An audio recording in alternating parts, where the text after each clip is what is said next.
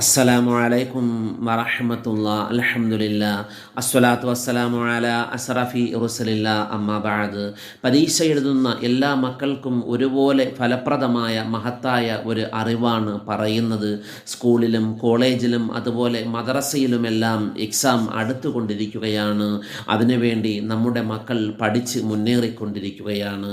പരീക്ഷാ ഹാളിലേക്ക് ചെന്നതിന് ശേഷം അവരുടെ ഇരിപ്പിടത്തിലേക്ക് ഇരുന്ന് അവർക്കുള്ള ക്വസ്റ്റ്യൻ പേപ്പർ കയ്യിൽ ലഭിച്ചതിന് ശേഷം ചൊല്ലേണ്ട മഹത്തായ അമലുകളാണ് പറയുന്നത്. ആദ്യമായി ക്വസ്റ്റ്യൻ പേപ്പർ കയ്യിലേക്ക് കിട്ടിയതിന് ശേഷം നമുക്കറിയാവുന്ന പ്രവാചകൻ സ്വല്ലല്ലാഹു അലൈഹി വസല്ലമ തങ്ങളുടെ പേരിലുള്ള ഏതെങ്കിലും ഒരു സ്വലാത്ത് 3 പ്രാവശ്യം ചൊല്ലുക.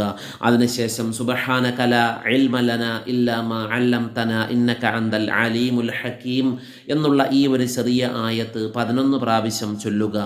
അതിനുശേഷം യാ ഫത്താഹു യാ അല്ലാ, യാ ഫത്താഹു യാ അല്ലാ എന്നുള്ള അള്ളാഹുവിൻ്റെ മഹത്തായ ഈ ഒരു നാമത്തെ 11 പ്രാവശ്യം ചൊല്ലുക. അതിനുശേഷം വല്ലാഹുൽ മുസ്തആനു അലാ മാ തസിഫൂൻ, വല്ലാഹുൽ മുസ്തആനു അലാ മാ തസിഫൂൻ എന്നുള്ള ആയത്ത് 7 പ്രാവശ്യം ഓതുക. അവസാനമായി ആദ്യം നാം ഓതിയ സ്വലാത്ത് തന്നെ 3 പ്രാവശ്യം ഓതുക. പ്രവാചകന്റെ പേരിൽ സ്വലാത്ത് ചൊല്ലി അവസാനിപ്പിക്കുക. അതിനുശേഷം നാം എക്സാം എഴുതി തുടങ്ങുകയാണെങ്കിൽ ആ എക്സാമിൽ അവർക്ക് അള്ളാഹുവിൻ്റെ അത്ഭുത സഹായം ലഭിക്കും എന്ന് മഹത്തുക്കൾ പഠിപ്പിച്ചിട്ടുണ്ട്. അതുകൊണ്ട് പരീക്ഷ എഴുതുന്ന എല്ലാ മക്കളും പരീക്ഷയ്ക്ക് മുമ്പായി ഈ ദിക്റുകളും അതുപോലെ തന്നെ ഈ ഖുർആനിൻ്റെ ആയത്തുകളും പഠിച്ചു വയ്ക്കുക. വളരെ പെട്ടെന്ന് നമുക്ക് ഓതി പൂർത്തിയാക്കാൻ സാധിക്കുന്ന മഹത്തായ ആയത്തുകളും ദിക്റുകളുമാണ്.